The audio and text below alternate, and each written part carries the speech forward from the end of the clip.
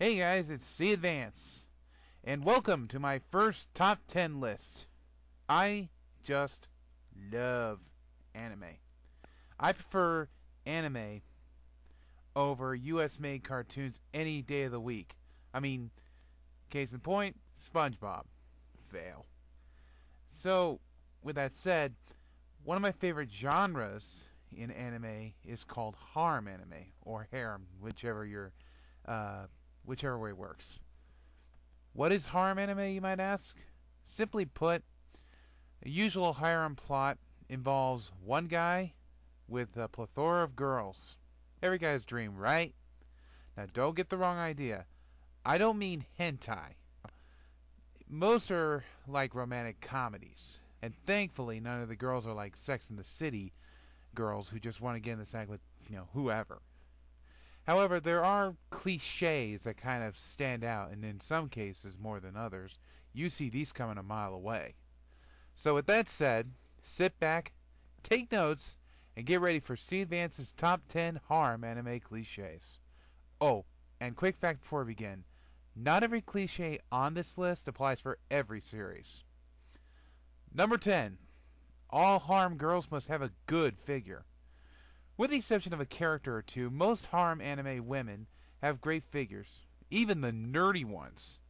Whether this is just the artist's opinion or just adds sex appeal, the girls, if they weren't all over the guy, could work as supermodels. Not to say it's a bad thing. Number 9. The girl limits of a harem. In order to qualify as a harem, there must be a lot of girls. But how much is a lot?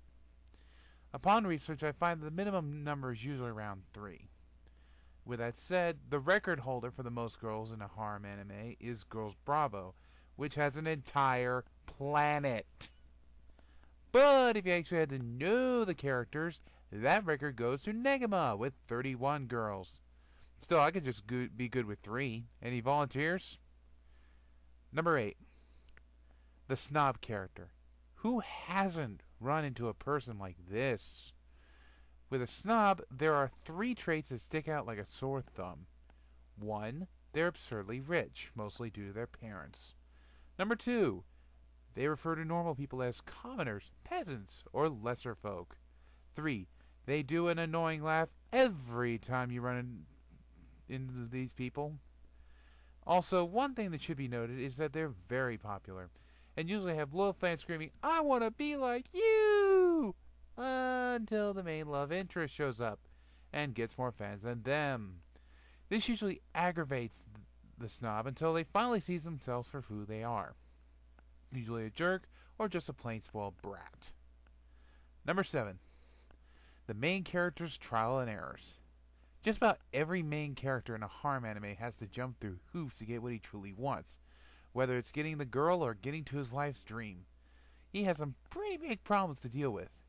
The king of main character problems in a harem anime is Sukune from Rosario the Vampire. Why? Because he has 2.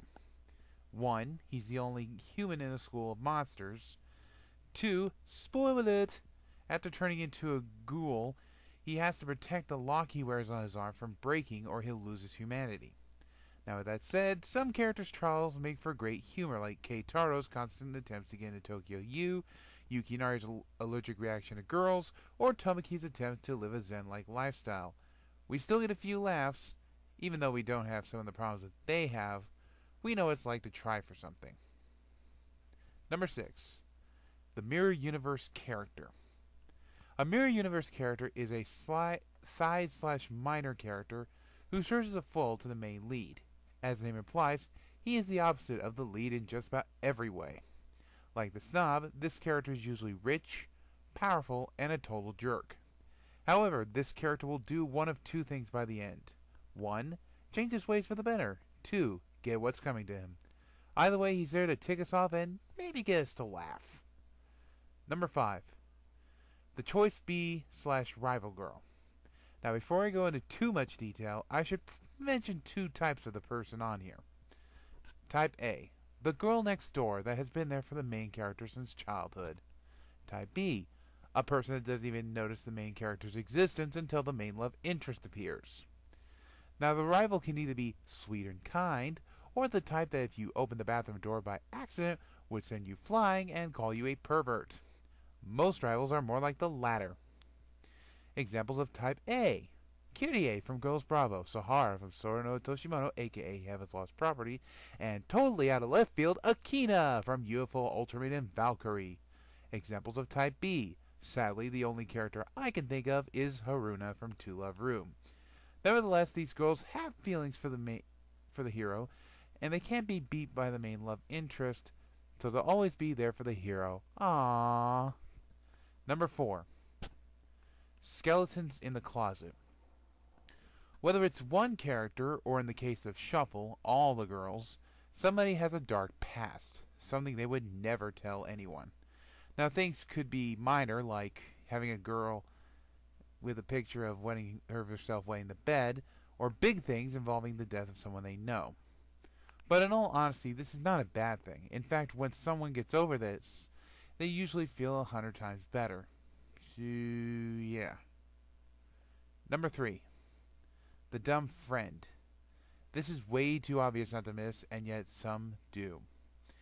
This character is a person that thinks he has best intents for his friend, but 9 out of 10 will most likely get him and the hero in too deep. Also, this person tries to pump perverted thoughts into the hero's head, which sometimes works. If I tried to name all the characters who qualified on this one, I would have to do just a whole sketch about them. Long story short, these people think they're helping you, but they will get you hurt, or worse. Sound like anyone you know? Number 2. The main love interest. Whether they are aliens, angeloids, vampires, childhood friends / girls made promises to, or someone else entirely, the main love interest is a character that you know that guy is going to get her. What's really neat is that usually that character is the first person that the main character meets, and in some occasions, it's caused by an accident. These girls are sweet and kind, like Yuna from Maburaho, or Miharu from Girls Bravo, while some are more adventurous, like Naru from Love Hina, or Lala from To Love Room. But the minute you see these girls, you know, yeah, she's the love interest, and you know at the end, they kiss and become a true couple. Okay, so here's a quick recap. Number 10, no Batgirls. Number 9, Harem Girl Limit. Number 8, The Snob. Number 7, Main Character's Trial and Errors.